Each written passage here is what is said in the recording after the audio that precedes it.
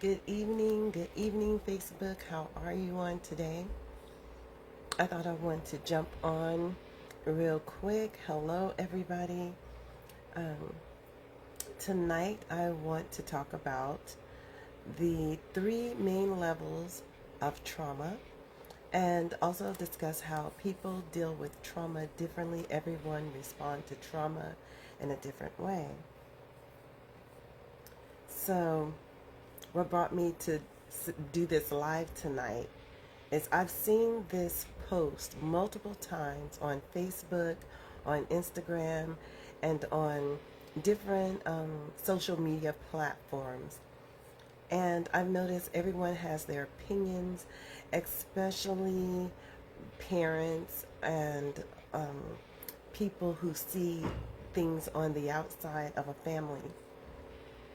So everyone think that they know you know, they put the total issue on the person, and they say, well, you can't blame your parents for the way you've turned out. It's based on your decisions. And to a certain degree, that can be true. But also, depending on what a child has experienced in life, it does affect them. So the saying is, people can have the same parents, live in the same house, and be raised by the same morals, but one can still be a crackhead and the other a preacher. So you can't say it's how someone was raised, and it says it's the decisions that you choose to make. So it's true that everyone has a level of culpability and responsibility for the actions that they make and the choices that they make. But also, you have to understand there are some people who have experienced some traumatic experiences, and it has affected their adulthood based on the things that they have gone through. So we will discuss some of these things. Um, the three main levels of trauma is acute trauma, chronic trauma, and complex trauma. So I'm just going to give a small definition of each one. So acute trauma results from a single incident. Okay, acute trauma is often associated with a single event that had happened in a person's life. For example, acute trauma could come from a car accident, a theft, witnessing something violent, even experiencing something violent, experiencing the threats to your physical or your emotional safety. Now, chronic trauma is repeated and prolonged trauma, such as domestic violence or abuse, or both. It can happen when a person is exposed to multiple long-term or prolonged distresses. Traumatic events over an extended period of time. So, chronic trauma, it can result from a long series of illnesses, sexual abuse, domestic abuse, domestic violence, bullying, exposure to extreme situations, and even such as a war. Now, the third level of trauma is complex trauma. Now, that's exposure to varied and multiple traumatic events, and is often evasive and interpersonal, and of an interpersonal nature. Complex trauma describes both children's exposure to multiple traumatic events and adults, often of an evasive interpersonal nature, and the wide range long-term effects of that exposure. These events are severe, pervasive, and such abuse can even be profound, even in being neglected as a child, and being neglected. So I'm going to give two incidences of people being raised in the same family, with the same moral values, and their different outcomes. Okay. I'm going to discuss the negative situation where both parents, there's abuse in the home. So there's an incident, okay, in this example, there are two sisters who are half sisters, and their father is the one that's sexually molesting both of them. And the mother is an enabler. She knows that there's something happening, but she's not doing anything about it. So in this case, you have one sister. They both have, of course, they both dealt with mental issues, but one sister decided to take her own life, and the other sister got help. So it's easy to look on the outside and say, well, why didn't the other sister get help? But when you look behind closed doors, one was not able to get help because she was forced to stay in the situation, where the other one ran away. A lot of times people say, well, why didn't the person who was being abused run away? Everyone don't understand or know their choice.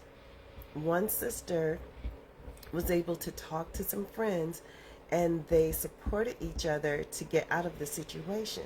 The other sister did not have that same support system. She did not have the same friends.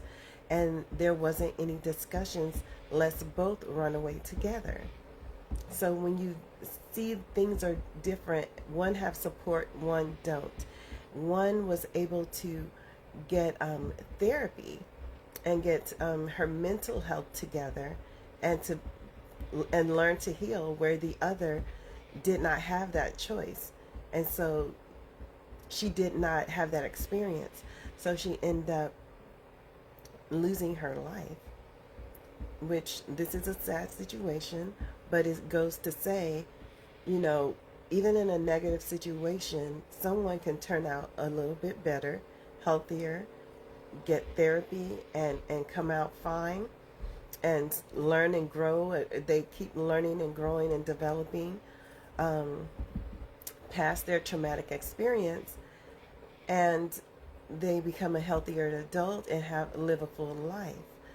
But the other took her life because she did not see those chances. She was not availed, or she did not experience people who supported her to have those same chances. So it might seem like it's a little off subject, but I'm using these examples to say we never know what's happening behind closed doors in other people's homes. Now, this is on the positive side, where you really do have two loving parents, very supportive, very loving and kind, and it's a brother and sister. So brother and sister, they're both raised in this home with loving parents, and both of their parents are supportive. As they grow up, they're in their neighborhood. They have a neighborhood child molester. So the little girl, this is a neighbor that everyone knows and everyone thinks is a safe person. So the little girl was molested by this person one time. She had one incident. She was a small baby, but she knew from that experience to stay away from that person. And she never experienced someone touching her like that again. She grew up in her adulthood. She lived a healthy life, and she didn't have any mental issues from the one time of being just touched inappropriately.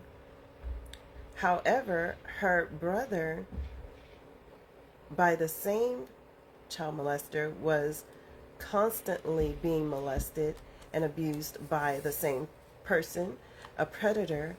And so, as an adult, he began to be on drugs. And everyone in the family had no idea, why is he on drugs? He's driving our family crazy. He's destroying our family. And he was living with this dark secret for years. He didn't get any help. He didn't know to get any help. And a lot of men who have experienced that do not know that they can get help. They do not know. They turn to drugs. They turn to being overly sexed, or doing something to try to feel that hurt and that pain.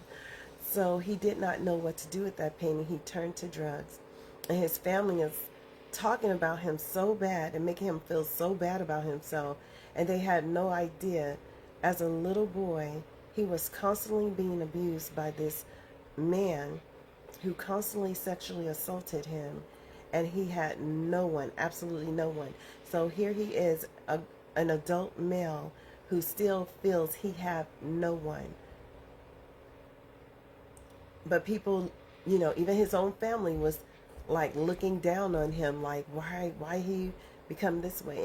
And so I'm saying all that to say, yes, a person can have the same loving parents, but something happens to them outside of the home. It's different situations. It can happen in the home, it can happen outside of the home, but everyone on this planet may have had some level of trauma. So it can be slight to some degree in a person's mind, and it can be extremely severe in other cases. But I'm saying all of this to say, at the end of the day, we all need to show a level of compassion for people, because this world, people can really go through some things. So again, everybody, 3 levels of trauma: acute, chronic, and complex. And note that depending on how a person behaves, a lot of times you just have to show compassion for people, because people are going through some things. People have their own personal demons and areas in their life where they need to heal. So until next time, just a short word. And until next time, everyone have a blessed night.